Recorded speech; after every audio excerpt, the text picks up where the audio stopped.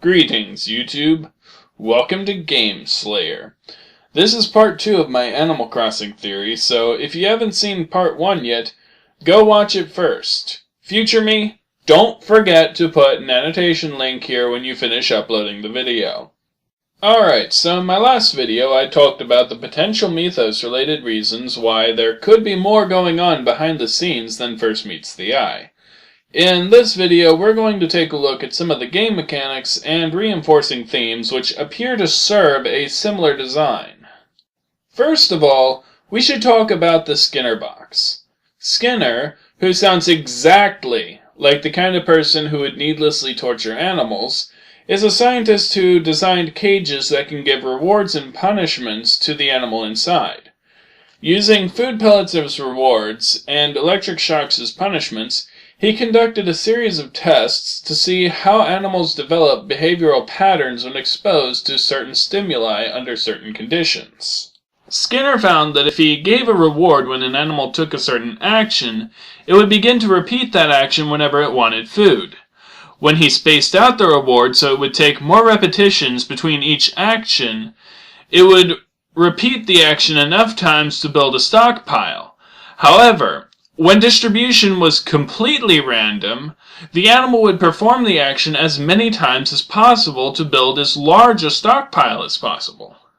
He also found that if he gave a punishment by shocking the animal for not performing the action frequently enough, it would start to perform the action more frequently to avoid the punishment even if it wasn't hungry.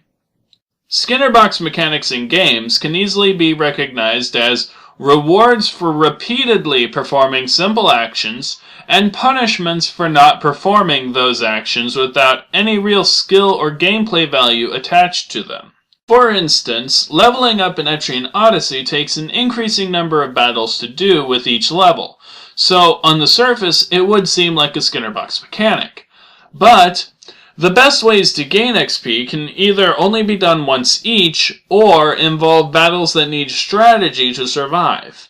As well, there is no penalty for not fighting battles beyond simply not leveling up. Therefore, the leveling mechanic is not actually a Skinner box mechanic. Leveling on Farmville, on the other hand, requires you to simply log in regularly to plant crops, then return when they're ready to be harvested. Returning when you are supposed to is rewarded with coins and experience, and it takes no skill or actual gameplay to plant or harvest the crops. As well, if you do not return in the time window, your plants wilt, costing you the profits and experience the plants would have yielded, in addition to the wasted coins spent planting the crops in the first place. This is a Skinner box mechanic. Skinner box mechanics can create engagement, but are not really fun.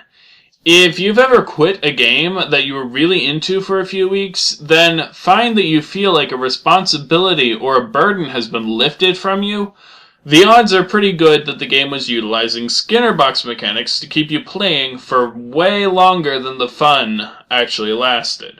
And Animal Crossing loves itself some Skinner box mechanics. First thing you get when you play is debt, and a goal.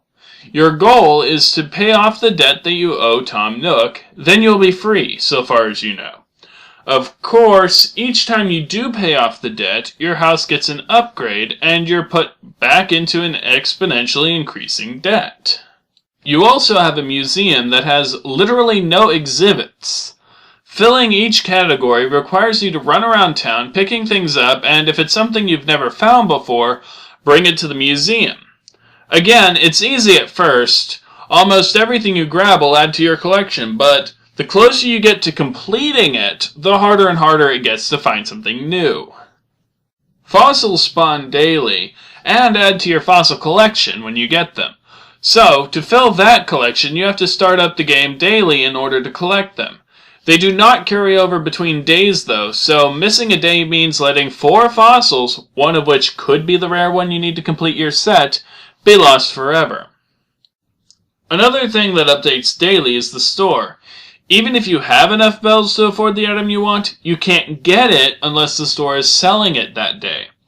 The stores rotate their stock daily, and there are a large number of items that could end up on display. If there is an item that you need to pull your outfit or your room together, you have to play every single day to avoid missing it. I mentioned in the previous video how the townsfolk will up and leave if you don't pay enough attention to them. It's rather easy to superficially befriend them all, but if you neglect them, you lose them. Want to turn the game back off? Turn back the calendar and stop them from moving? Well, time to meet Mr. Rossetti. Mr. Rossetti is basically your punishment for not saving the game. Power outage? Mr. Rossetti rant. Pet dog or cat knocked your game console over and unplugged it? Mr. Rossetti rant. Batteries die? Mr. Rossetti rant. Turn off the game in frustration at Mr. Rossetti's rant? Mr. Rossetti rant. Anytime the game wasn't saved before being closed, Mr. Rossetti will give you a good 5-minute long unskippable rant, and the more often you don't save, the angrier he gets, sometimes making you write apologies for him if he's in a particularly bad mood. Yes, you can do whatever you want in the game, but you better dig up every single fossil every day, check the shop every day, go fishing to see if there are different fish that have moved in every day, wander around every morning, afternoon, and night every day to see if any new bugs have shown up, and be sure to talk to every single person in the village to make sure they're all happy and won't move away. The game quickly becomes a massive chore list that can easily consume an hour or two just to hit the necessities. The villagers also tend to break the fourth wall with some frequency. They notice when you aren't around for a while, even though logically your character surely isn't poofing out of existence for days at a time. And if you tend to set the clock backwards to catch things you missed, villagers will start rumors that you might be a time traveler. The game treats you as your character. Time distortions from setting changes and mysterious disappearances included. The game does everything it can, from in-character relationships to manipulative reward and punishment systems to even direct appeals to you as the player to keep you coming back. Every aspect of the game reinforces an overarching goal of keeping you in town for as long as possible and as often as possible. The odd thing is, though, that the developers and Nintendo derive absolutely no benefit from it. Unlike social games like Farmville, once you've purchased Animal Crossing, it doesn't matter if you play it every day, once a week, or once a year. They have your money and won't get any more from you. Additionally, once someone breaks from the Skinner box, they tend to view the game in a much more negative light than they otherwise would have.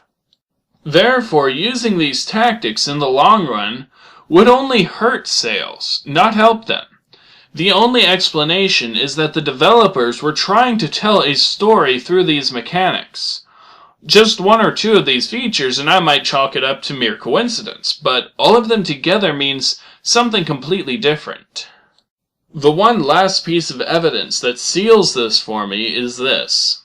You never need to eat. There is food in the games. In fact, you can collect fruit frequently, which you can eat, but eating it has absolutely no effect on you, and not eating has no negative consequences. The simplest explanation for all of this is that Animal Crossing takes place in the spirit world, as I had suggested in the previous video.